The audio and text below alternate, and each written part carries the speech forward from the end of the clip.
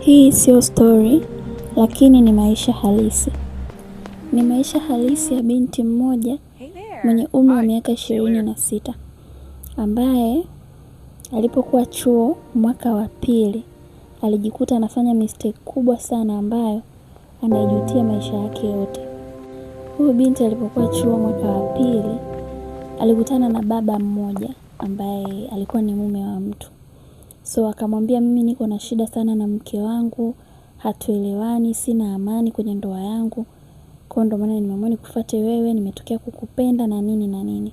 Binti bila hata kufikiria mara mbili, ile kujua tu mwanaume ana pesa na magari yake, anafanya kazi kwenye kampuni kubwa, binti akamkubalia yule mwanaume na wakaanzisha mahusiano rasmi.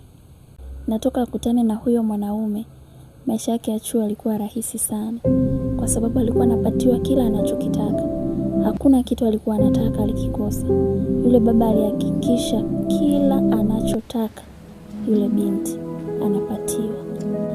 Maisha aliendelea kuwa na yule baba mpaka mwisho wa siku alipigiwa simu na namba ngeni, na after kupokea alikuwa ni mke wa yule baba.